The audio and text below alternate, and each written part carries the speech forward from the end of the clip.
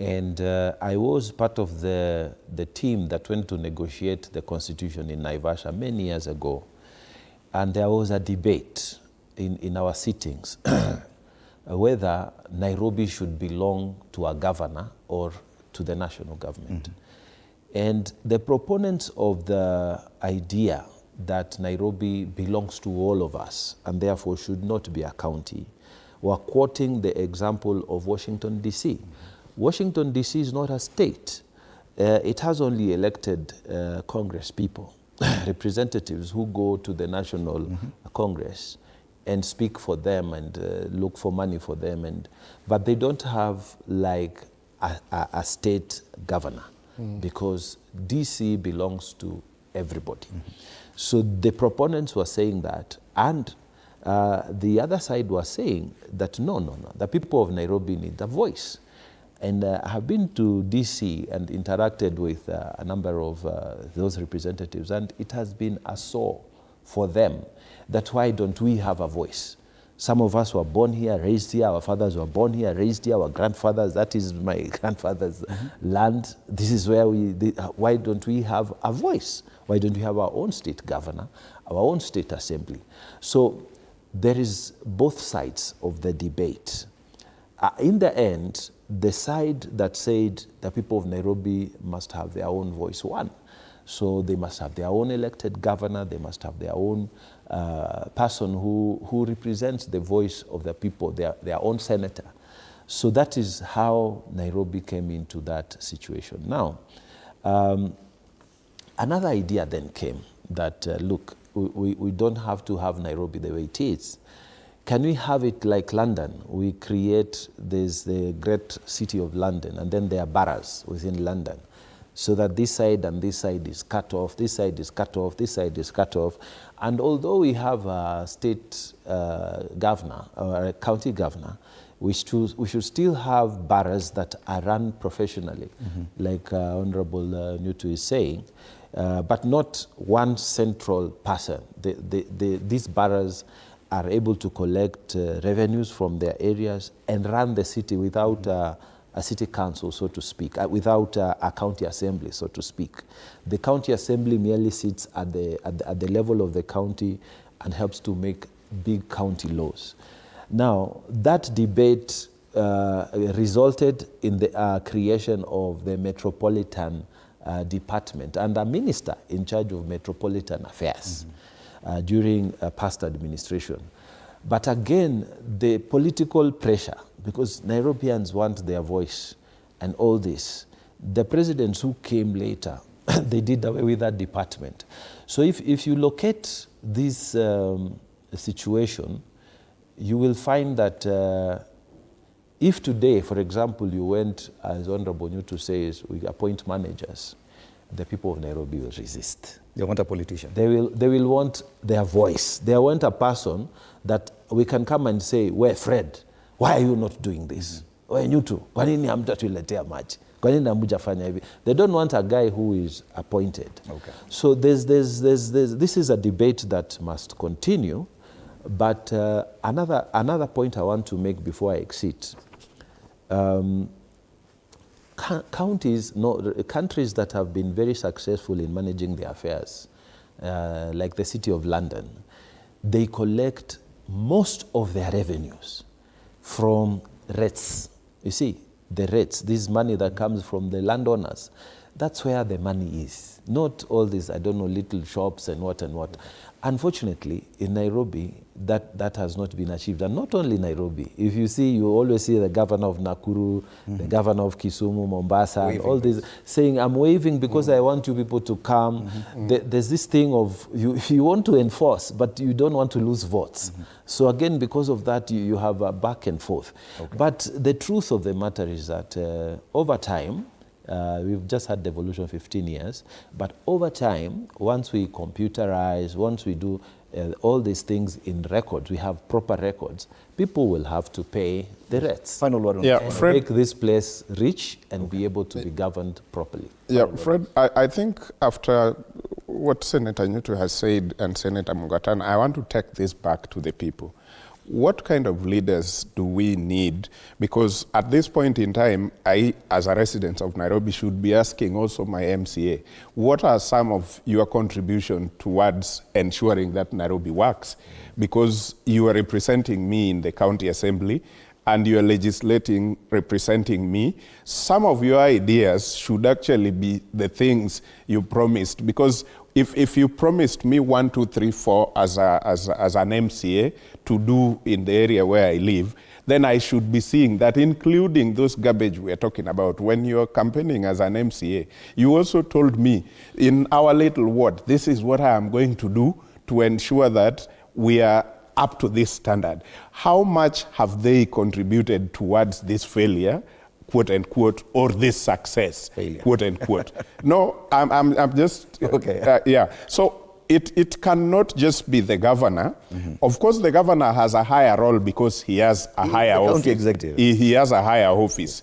But these county assembly members must have also pushed a lot of things that maybe they can say the executive needs to do this to fix Nairobi. So they should also be coming out at this point in time and saying, at the assembly, this is what we tried to do. It should be noted that the County Assembly of Nairobi had actually resolved to impeach Governor Sakaja. Is that the only thing they can do? Because tomorrow we'll have another It is the president and the Yeah? leader of ODM party, Raila Odinga, back then.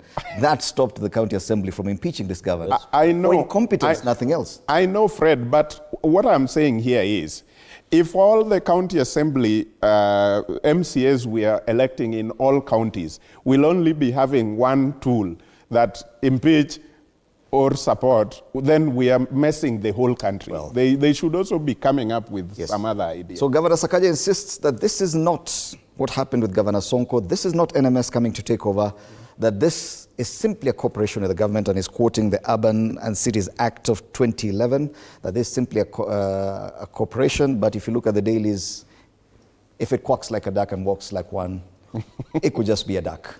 I don't know if we have any feedback on this, because I want us to go into politics. There's a lot more to talk about. Yes, we do. Anne, what do we have in as far as...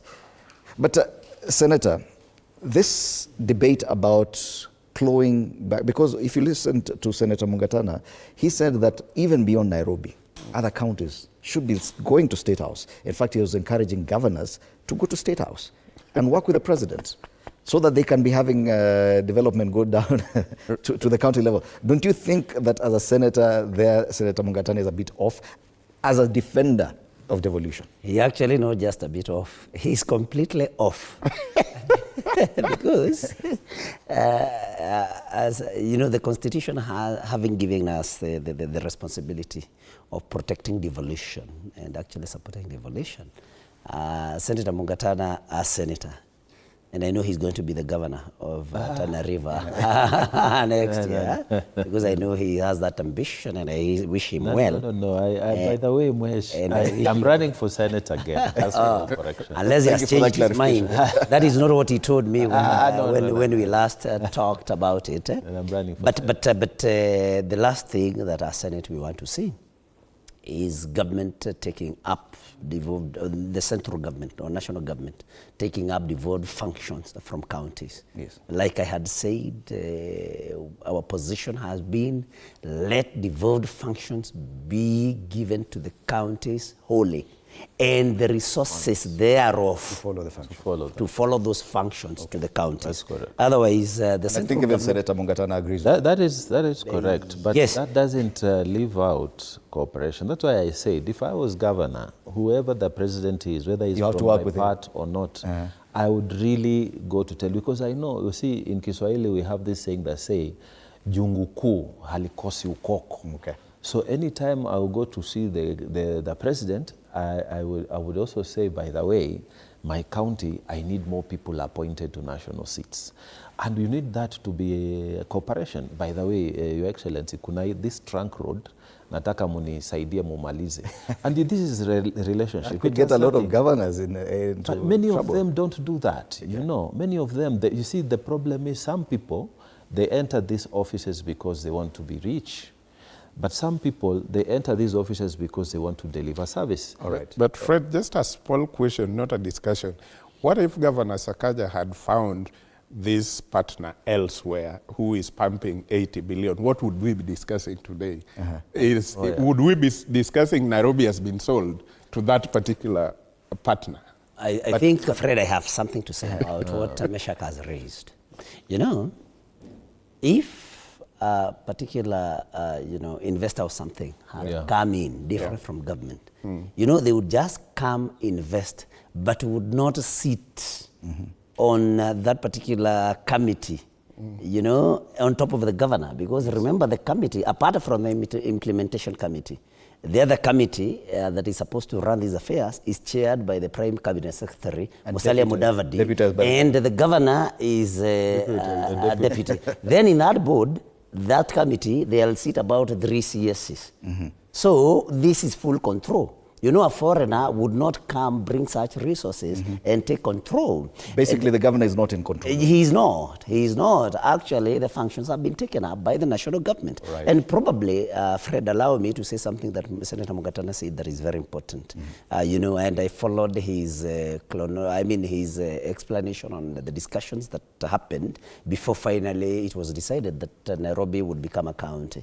But probably what we should do, and this is a challenge to Senator Mungatana and I and other senators, maybe we can try to see whether he can come up with a law or an amendment where then we have some functions that are actually taken away from legally or constitutionally from the county government of Nairobi, and a ministry of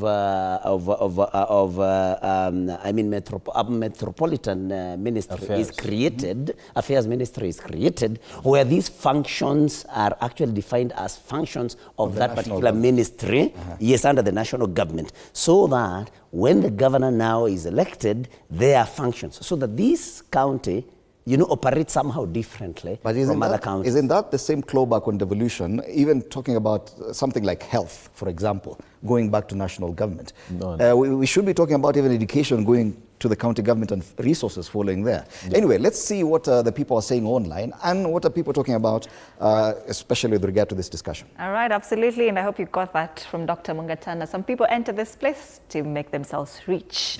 Okay, let's hear what the people are saying. Ken Makojala: in the next administration, Nairobi should not be a county. It's the seat of national administration. Simon Kilu revisiting the old script. Sami Kienzeku, I support it in its entirety. Dennis Araptungo, it's just a PR to get votes for Nairobi. We have some more. Mwangi wa Waruru, Sakaja should just resign. Obaigwe KE says we were not ready to have a devolved government.